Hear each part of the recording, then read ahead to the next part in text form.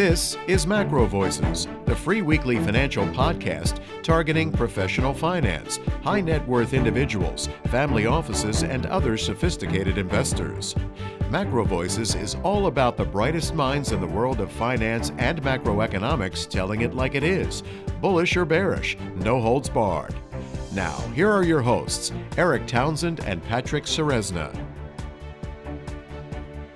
Listeners, you're going to find the download link for the post-game chart deck in your Research Roundup email. If you don't have a Research Roundup email, it means you have not yet registered at macrovoices.com. Just go to our homepage, macrovoices.com, and click on the red button over Darius's picture saying, looking for the downloads. Now, Eric, let's cover crude oil, starting with the EIA inventory.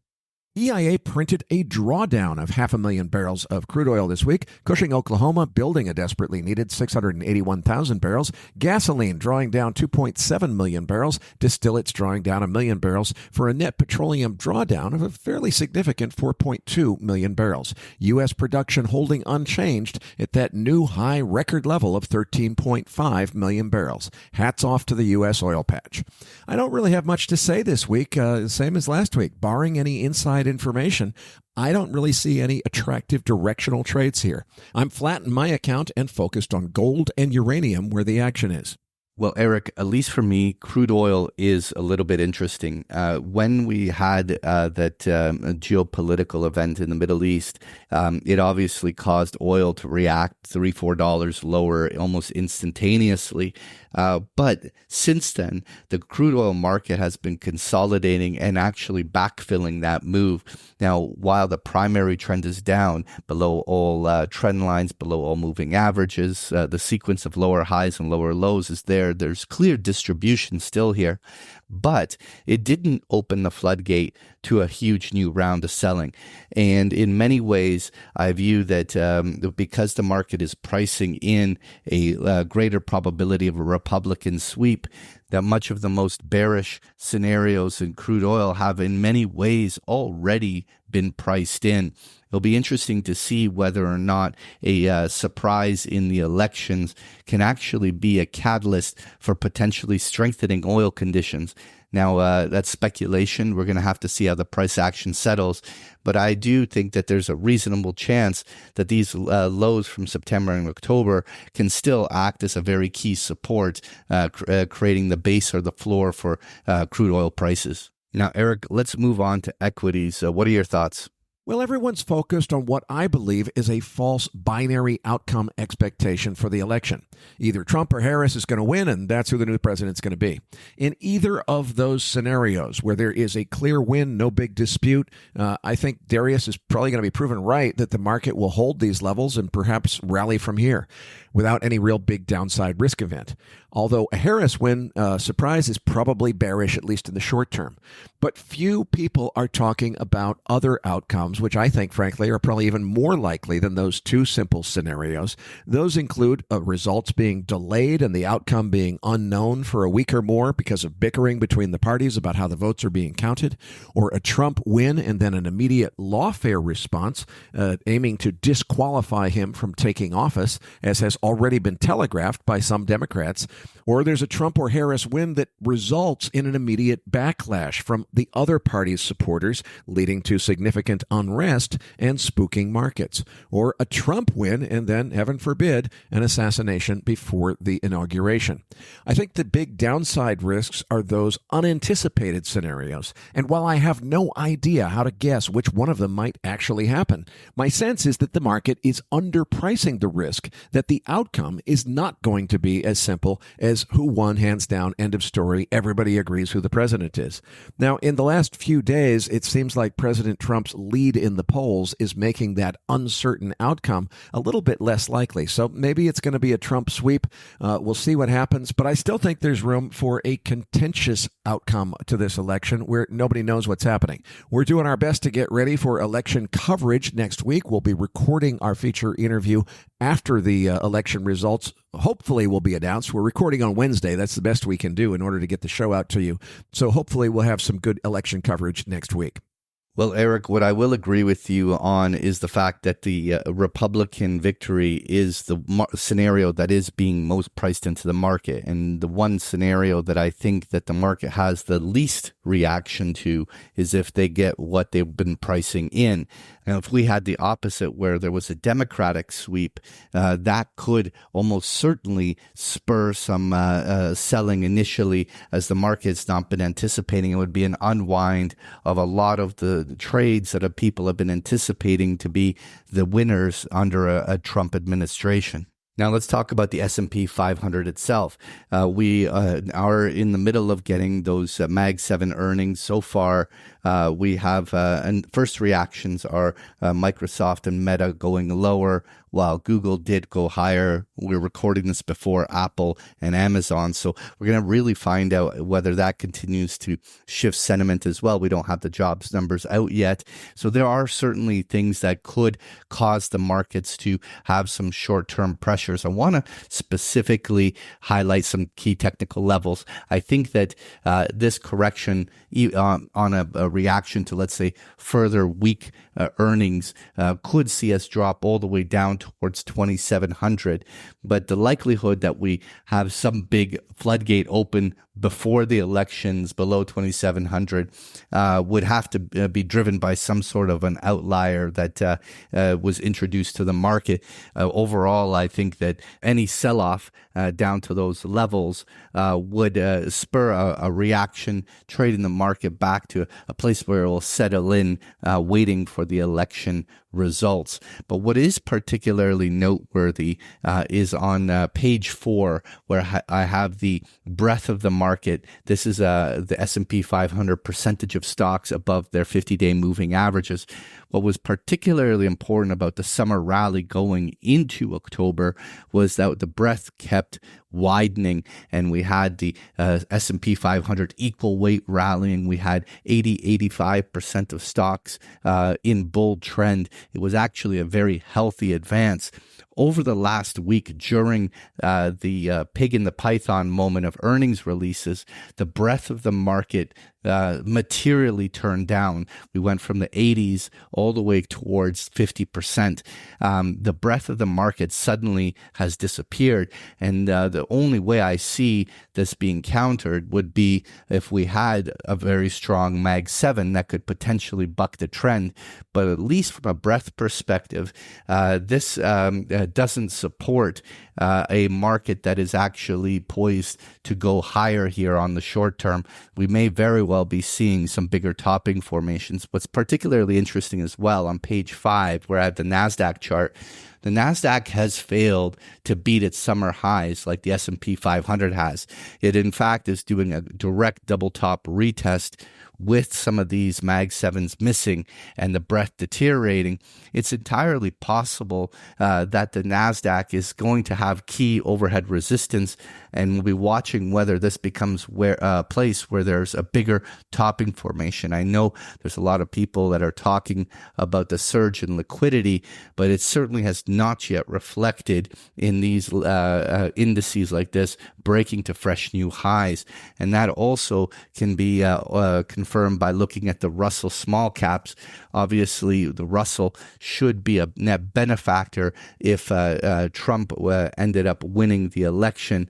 And it'll be very interesting to see whether or not that actually spurs follow through, or whether these small caps have actually already priced much of that in, and the reaction could be negative if they didn't get the anticipated outcome. With that, Eric, let's move on to the dollar. What are you seeing here? We're starting to see signs of what might be a topping pattern just above 104, which has been a key technical level on the Dixie for years. But this could also be just a short consolidation before breaking through that level to the upside. Wednesday's close just below 104 on the December contract was an important signal that we might be starting to roll over here, but it's still a little bit too early to tell. Yeah, well, the dollar generally has been very indecisive. When you really step back and look at the 2-year trade range between 100 to 106, we're trading essentially right in the dead center of a 2-year trade range without any clear indication of a new bull trend developing. Now, there are individual currency pairs like the US CAD that has essentially moved to the top end of its ranges and looks like the US dollar could break out against it. Those are some of the kind of individual storylines. But when you're looking at the euro and the yen, we're stuck in the middle of key ranges without any real catalyst until the elections for a continuation pattern to kick in. Now, Eric, let's talk about gold. Patrick, I remain super bullish gold in the long term, but as I discussed with Darius in the feature interview, we're already flashing extreme overbought here. I think a continued rally to 2,900 is likely on a Trump win or even in the run-up before the election, but we're long overdue for a meaningful correction. And later in November, after the election, but before the December contract expires, it seems like a ripe time to me for that correction to occur. Now, that said, if post-election euphoria carries gold above 3,000, then that psychological round number could beget even more buying and even more price upside. But at some point, we very much need to see a meaningful correction in order to consolidate and heal from the overbought technical conditions that we have now and to pave the way for a healthy bull market to continue from here. Well, Eric, in the bigger picture over the next many years, I'm super bullish gold as well. I am increasingly concerned about the how far gold has gone on the short term. I suspect at some stage a consolidation will begin. That doesn't have to be deeply bearish, where suddenly we wipe out $500 an ounce, but it would be a prolonged period, maybe even into year end, where gold starts consolidating sideways and even has short bursts of distribution, kicking in some stop losses or knocking out traders who were just riding momentum.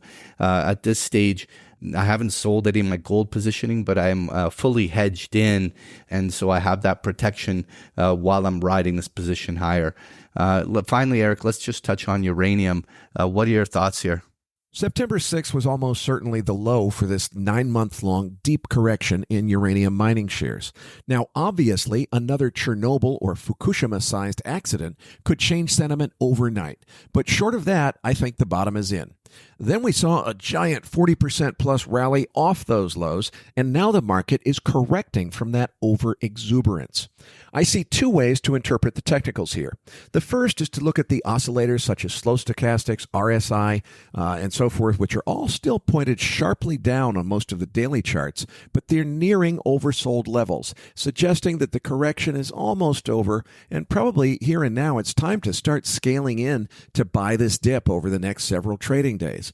The counter argument would be that there's still plenty of gaps left on the charts well below the current market. So maybe we need a deeper correction to fill those gaps before the bull market resumes.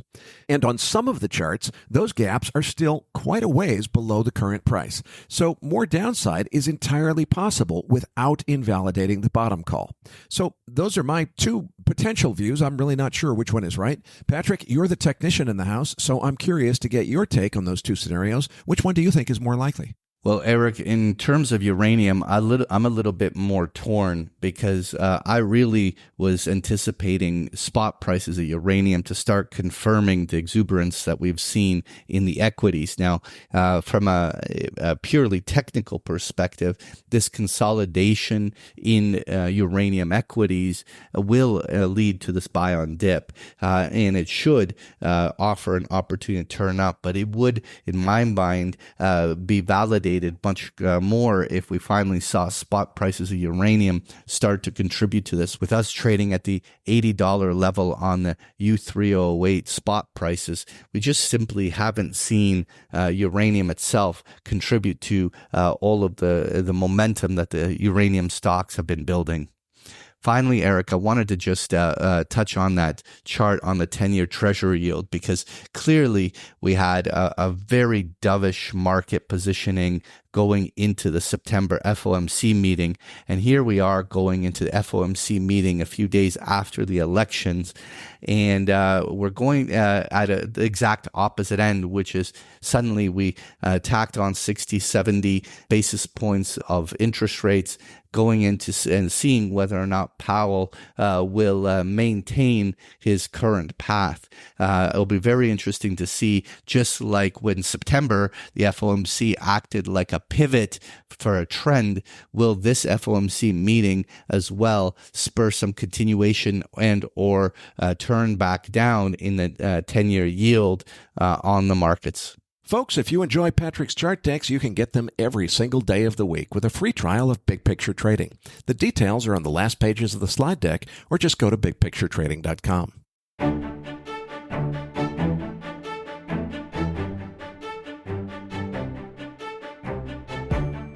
That concludes this edition of MacroVoices. Be sure to tune in each week to hear feature interviews with the brightest minds in finance and macroeconomics. MacroVoices is made possible by sponsorship from BigPictureTrading.com, the Internet's premier source of online education for traders. Please visit BigPictureTrading.com for more information. Please register your free account at MacroVoices.com. Once registered, you'll receive our free weekly Research Roundup email containing links to supporting documents from our featured guests and the very best free financial content our volunteer research team could find on the internet each week. You'll also gain access to our free listener discussion forums and research library. And the more registered users we have, the more we'll be able to recruit high-profile feature interview guests for future programs. So please register your free account today at macrovoices.com if you haven't already. You can subscribe to MacroVoices on iTunes to have MacroVoices automatically delivered to your mobile device each week, free of charge. You can email questions for the program to mailbag@macrovoices.com, and we'll answer your questions on the air from time to time in our mailbag segment. MacroVoices is presented for informational and entertainment purposes only. The information presented on MacroVoices should not be construed as investment advice. Always consult a licensed investment professional before making investment decisions. The views and opinions expressed on MacroVoices are those of the participants and do not necessarily reflect those of the show's hosts or sponsors. MacroVoices, its producers, sponsors, and hosts Eric Townsend and Patrick Ceresna shall not be liable for losses resulting from investment decisions based on information or viewpoints presented on MacroVoices. MacroVoices is made possible by sponsorship from BigPictureTrading.com and by funding from Fourth Turning Capital Management, LLC. For more information, visit MacroVoices.com.